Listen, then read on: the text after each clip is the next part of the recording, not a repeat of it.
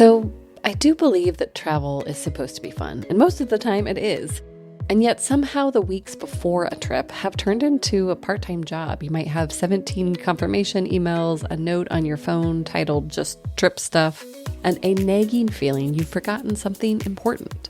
TripWaffle fixes this in the most delightfully lazy way possible. You just forward it your travel emails, flights, hotels, ferries, restaurant reservations, all of it, and it builds you one clean, gorgeous timeline of your entire trip.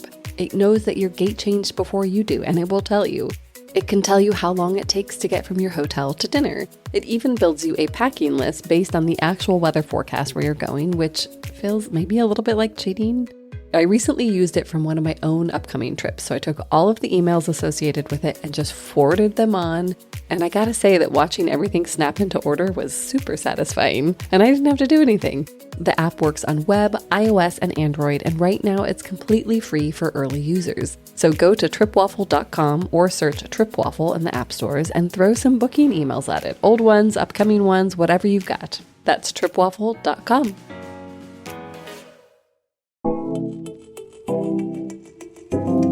Here's a shocking stat for you, or at least it was shocking to me.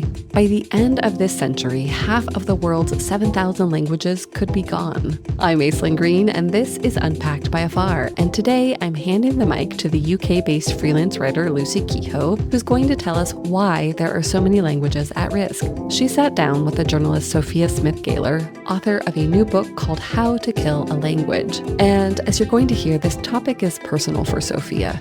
Her grandmother spoke one of Italy's Indigenous languages, one that is dying out. So Sophia traveled all around the world to track down other endangered languages from the mountains of Oman to the hills of California. And today, Sophia shares why they matter to all of us and what travelers can actually do, beyond learning a few phrases, to actually keep those languages alive. Here's Lucy and Sophia. I'm really excited to talk to you because I really loved your book. I wanted to start just by kind of chatting about your nonna who starts the book for you, who spoke English, she spoke Italian, she spoke a distinctive language that your family called, and I apologize if I get this wrong, but Al dialect. And during your research, you discovered that's from northern Italy, that it's one of a number of Italy's indigenous languages which are known to exist but have almost completely died out. I'd love to just know how your family experience led you into writing this book about languages around the world.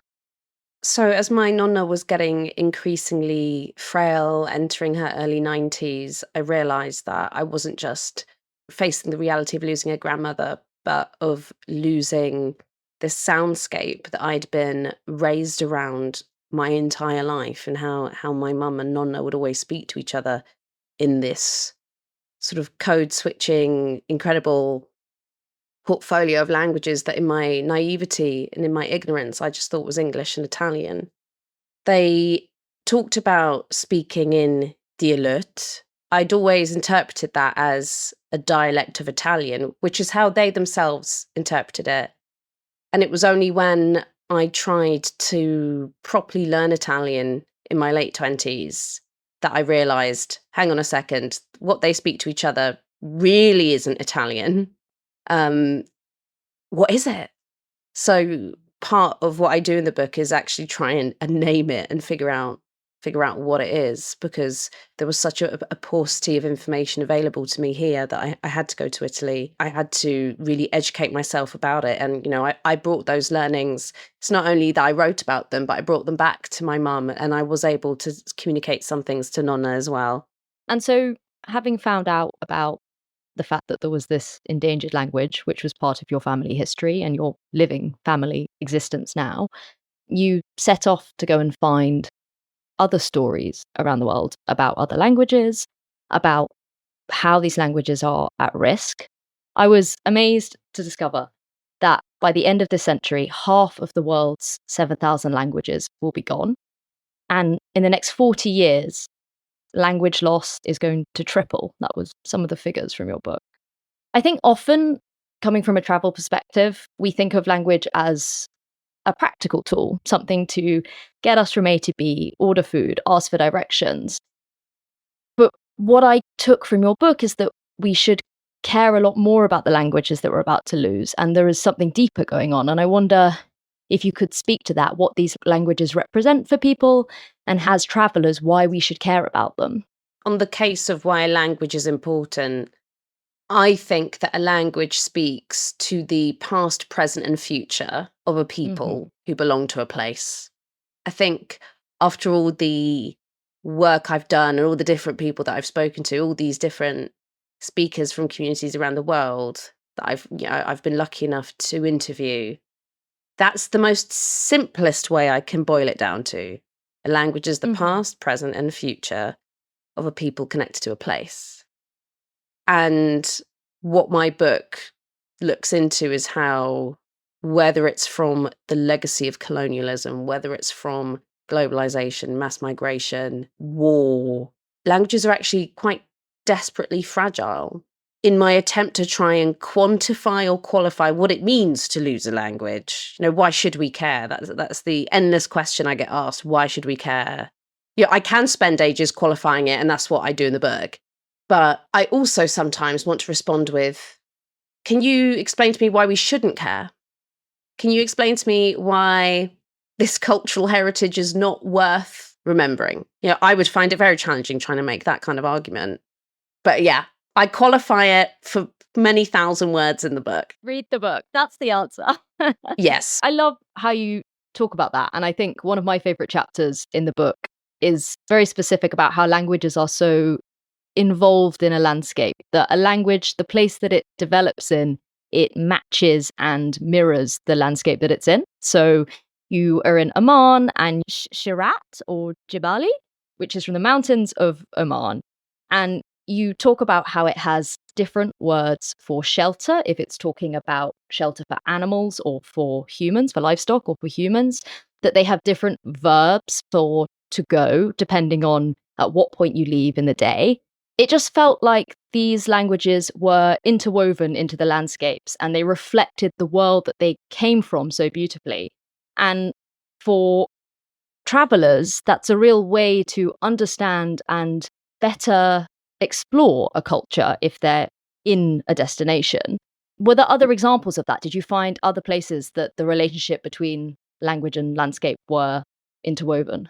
The things that we tend to give words to in any language around the world are concepts or ideas or things that take enough cultural priority, we need a way to describe them.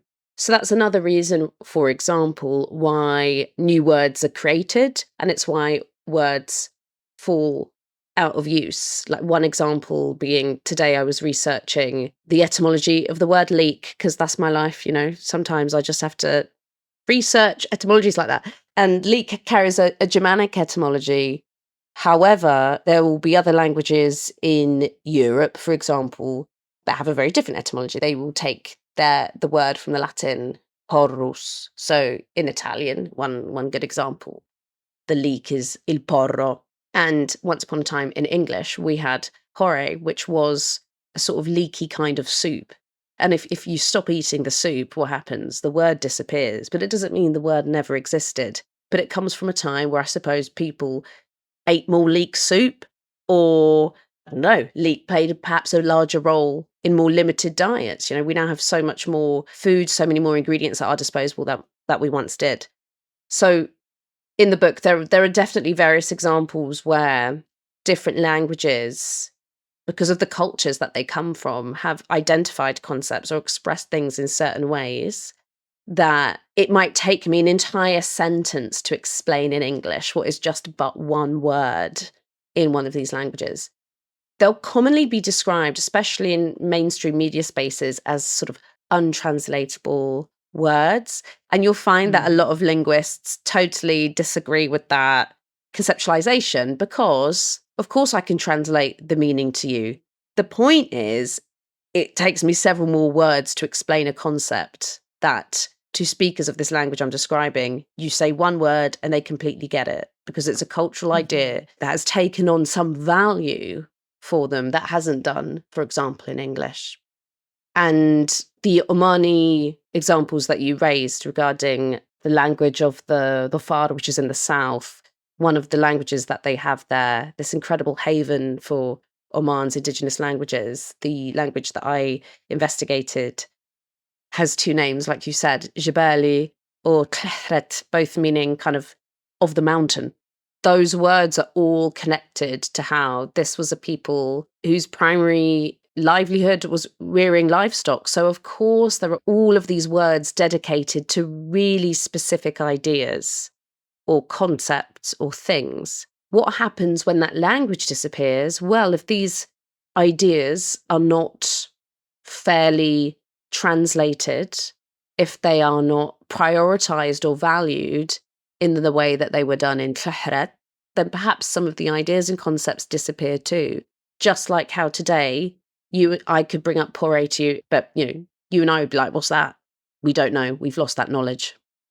Yeah, I have not heard of pore, I'm afraid. And as much as I like a leek soup, I'm not that into it. Okay, and I guess that, in a way, something that came out from the book for me, when you were in Oman, you visited the frankincense heritage experience that was being set at the time. I realized that it was a way that travelers could experience or get a sense of endangered language is through some tours. For example, there was the Ukrainian language tour that you mentioned in Kyiv and this frankincense tour. Do you think, A, that people should make an effort to find endangered languages, find people who taught them, and B, how can they meaningfully engage in an area that has a language that's at risk? As someone who, I adore language, and I have made it my private mission to try and, on top of this work that I do, whenever I'm in a new place, I always try and figure out if there's some kind of languagey thing to go and visit. So I was in DC recently for work, and I found out that they have Planet Word, a museum dedicated to language. I was very excited. I have been to Yerevan in Armenia before, and one day took quite a long drive out into the countryside to see this huge monument dedicated to the Armenian alphabet, which has loads of like massive letters that you can visit and look at. Surprisingly, there are very few alphabet museums around the world. They do exist, but there aren't as many of them as you would think, considering how much we use writing systems day to day. And I think in terms of the link between tourism and endangered languages, as someone who researches linguicide, I would want to know who's getting money at the end of it, how are the funds being used, how involved are speaker communities themselves. That's probably what I would like to see. I do think, and I'm interested to know what you think about this, working where you do. I mean, that there are just loads of tourists who visit places and don't take that much of an interest in the language of the place, regardless of whether it's endangered or not. How many people do genuinely invest in language lessons before going away? I know that people do, but do you think it is something that most travelers do? Yeah, I think it's a really interesting question. I think probably, realistically, beyond the odd please, thank you, can I have, learning sort of very basic terms, do people try and engage with a language if they have a relationship with the country? Maybe they, in terms of they've repeatedly traveled there numerous times for whatever reason, I'm sure people make more of an effort, but I don't think it's a key part at the moment of travel, perhaps. And maybe it should be. Maybe we should look at our travel as something that should be related around language in the same way we look at culture, the same way we look at art and architecture. Perhaps language should also be in that too. You've definitely got me thinking, because I have very bad German and I'm not someone who picks up languages easily. So should I be exploring that more when I travel? I'm not sure. That's a really good question. I think to the point about casual tourists wanting to engage with an endangered language of a location where they're visiting, I wouldn't recommend exoticizing or fetishizing said language. But what I would definitely hope for is respect and dignity around the use of that language in the place that you're going to, and a sort of thoughtful, respectful curiosity about it, rather than remarking on it as something quaint or something quirky. But yeah, it's always going to be down to the people who live there and what they think. So my judgment's actually quite irrelevant. And something that was interesting that came out in the book is the mixed feelings and experiences of speakers of endangered languages, that some are very proud of the language they speak and are pushing to allow them to thrive. But a lot of people don't have that feeling. I'd love to hear a bit more about that from you and what you found about the mixed feelings people have about the languages that they speak, and whether, I mean, this sort of phrase of whether it was worthwhile to be teaching their children or teaching their family members languages. I suppose I encountered 3 different viewpoints. One of them was, my language isn't endangered. What are you talking about? That was the rarest of the viewpoints that I came across. Another one was, my language is under threat and I'm desperately trying to do something about it. And then the third was, my language is under threat. I don't think anything can be done about it. This kind of resignation. My job as a journalist, in my opinion, is to document that. It's not necessarily for me to say, well, this language should get this or that. I did my best in the book to try and listen to people and hear what they were saying and what they were asking for.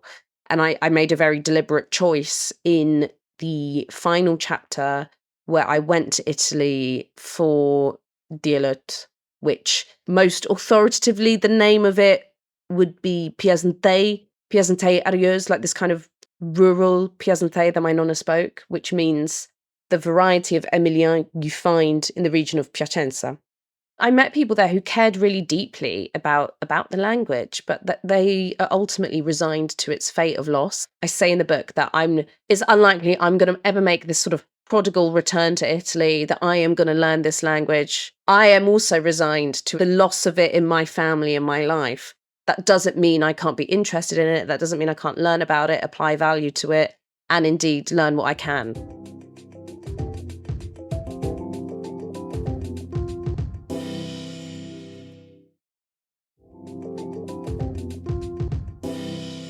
When you went to California, I think our listeners would be really interested, because I had no idea that California is the most linguistically diverse state in the US, that it was once home to 20 known language families and between 80 to 90 different languages, which is incredible, right? But you went to speak to members of a tribe who speak a language of which there are just 12 adult speakers now.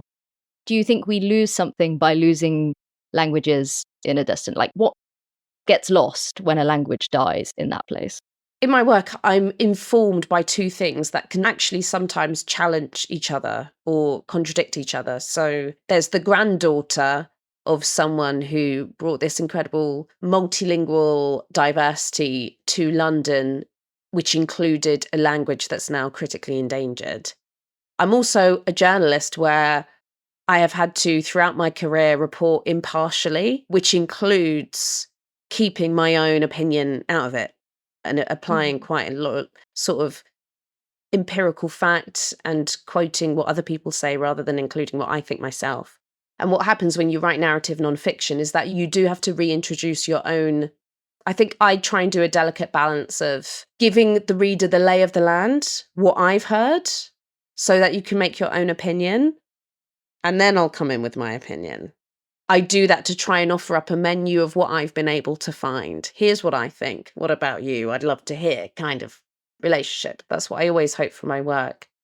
And I think, obviously, in all the chapters that I did, it was always about what it means to custodians of a cultural heritage to lose their language.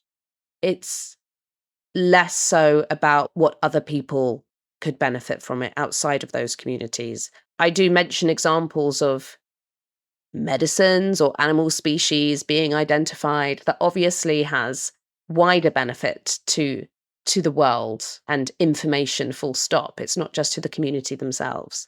But definitely with my work, it always focuses on the communities because linguistics has a really complicated, uncomfortable history of only really valuing languages by what they offer to the world without really caring about, well, what do they offer to the speakers? What do they offer to the speakers, I guess would be my question.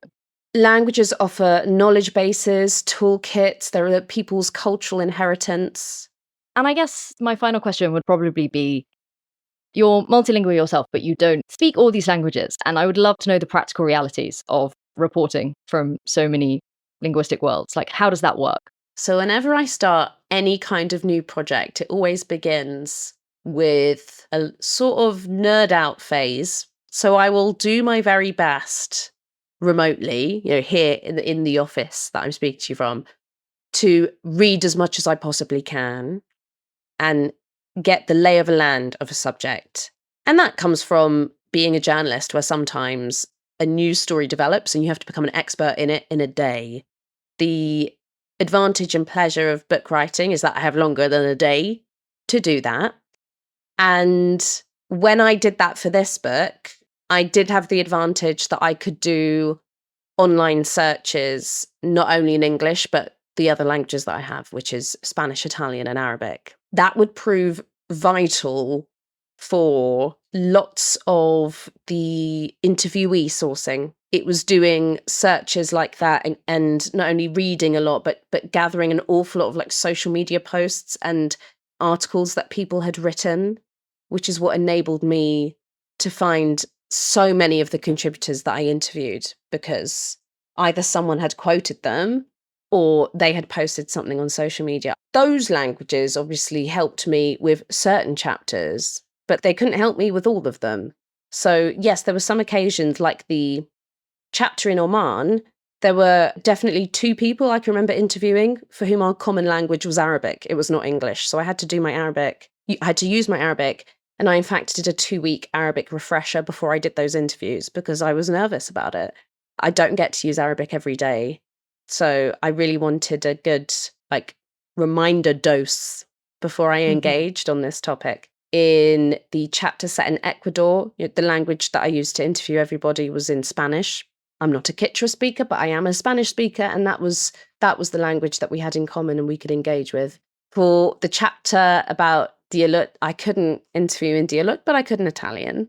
When it came to the chapters, like the Ghana one, where I look at the Dagbani language, or Ukrainian, English was the lingua franca. There's one scene in the book in Dagbani where the language activist I interviewed actually functioned in one moment where I was speaking to some farmers as an interpreter. And other than that, I think I had English as a lingua franca with everyone. So I was lucky that with my particular portfolio, it was a big help. But I also had to spend a lot of time engaging with languages that I had zero educational training in. One of those languages is Hebrew. I've never formally studied Hebrew, but Hebrew is a Semitic language like Arabic. So Arabic was incredibly useful in simply understanding not only the structure of words, but the argument that the linguist I interview in that chapter makes, which is the Yiddish influence on the language. I was grateful to my Arabic knowledge because it helped me understand some of those real super linguistic nuances that's important to understand the history and life of Hebrew. And were there any places that you wanted to include but felt that you couldn't because you couldn't get enough of the sense of the story because you just didn't have the ability to get those stories? Were there sort of additional chapters that never made it in because of a language barrier, I guess? I still had to travel and meet people for all the chapters, but for 3 of them, in theory, yes, I could have gone to place of origin, sort of in quote marks, as it were, and I didn't for security reasons. So I did not myself go to the region of Kurdistan, Ukraine, or Israel during the period in which this book was written, because it would have been too high a security risk for me, someone who works totally for myself. I had no travel budget for this book. So it's incredible that I was able to go to California, Ecuador, Oman, Ghana, Italy, Greece. And I did it all through kind of hustling and accepting opportunities or searching out opportunities that might bring me closer to communities. And then, using my advance to sort of fund what I could. I really wanted to in person meet as many speakers as I could because I really wanted to capture a sense of place along with the language, because going back to what I said earlier, the importance of what a language represents. it isn't only just about a people, it's a people and their connection to a particular place. That's how languages behave, really. That did obviously influence partly some of the languages that I chose, because I did want to do my best to go in person. I mean, maybe someone will want me to do volume 2, or maybe pay me With a to travel travel next budget. time. Yeah.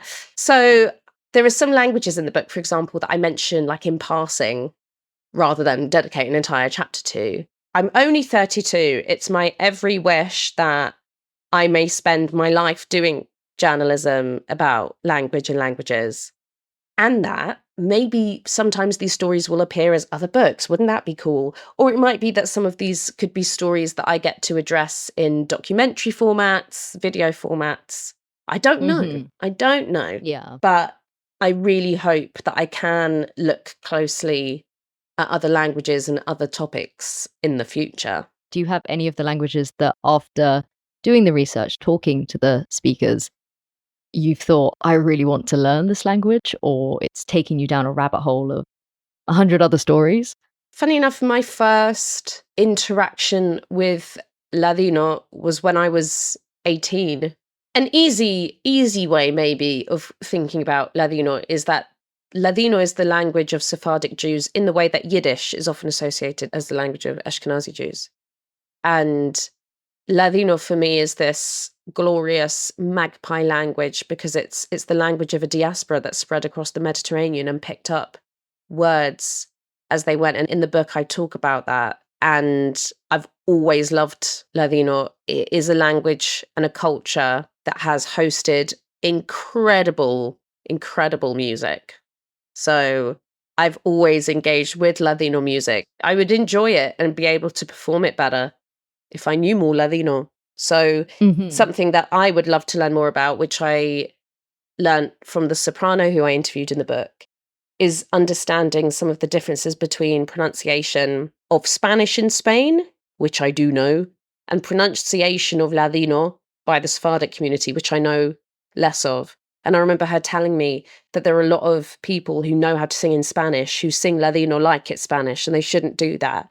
So when she said that, I thought, yeah, no, I don't want to be one of those people. I want to make sure that I pronounce it faithfully as well. I would love to learn songs in like all the endangered languages of Europe. That's one of my bucket list One of your challenges aims. for myself. It could be a podcast. Yeah.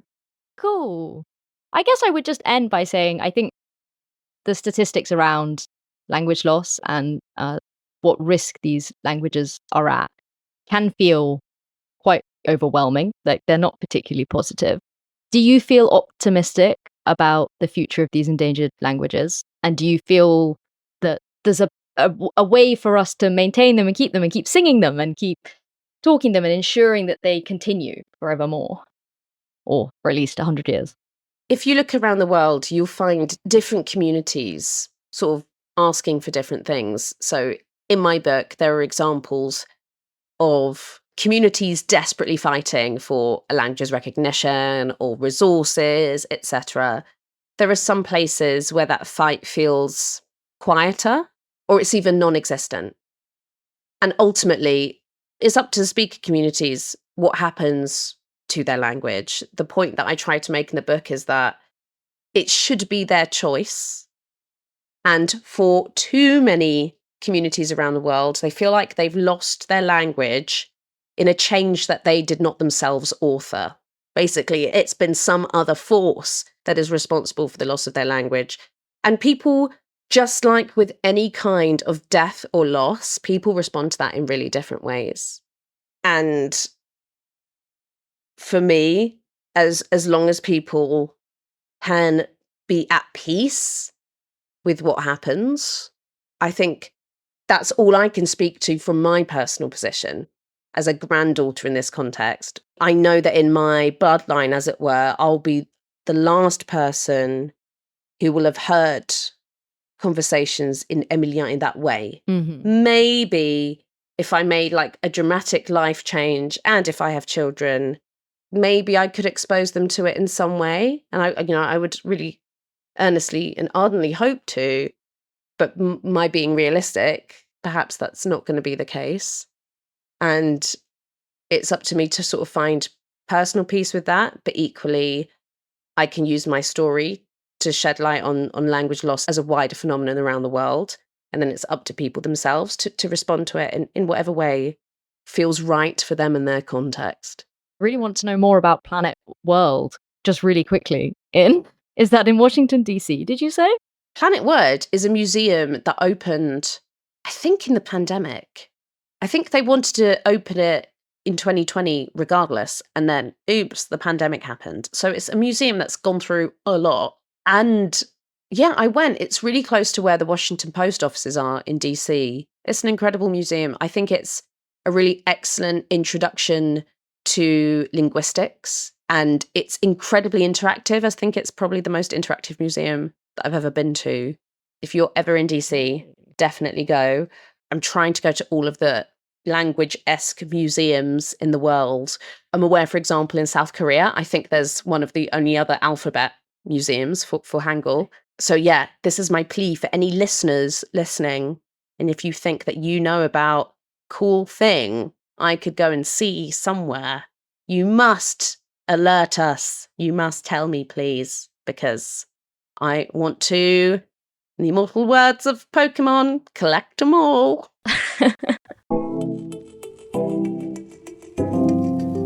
That was Lucy Kehoe in conversation with Sophia Smith-Gaylor, author of How to Kill a Language. You can find links to both of their work in our show notes. If you're ready for more travel inspiration and intel like this, visit afar.com and be sure to follow us on Instagram and TikTok. We're at Afar Media. If you enjoyed today's exploration, I hope you'll come back for more great stories and interviews. Subscribing always makes that easy, and be sure to rate and review the show on your favorite podcast platform. It helps other travelers find it. This has been Unpacked, a production of Afar Media.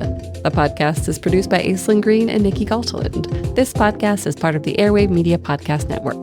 Visit airwavemedia.com to listen and subscribe to their other fine shows like Culture Kids and the Explorers Podcast.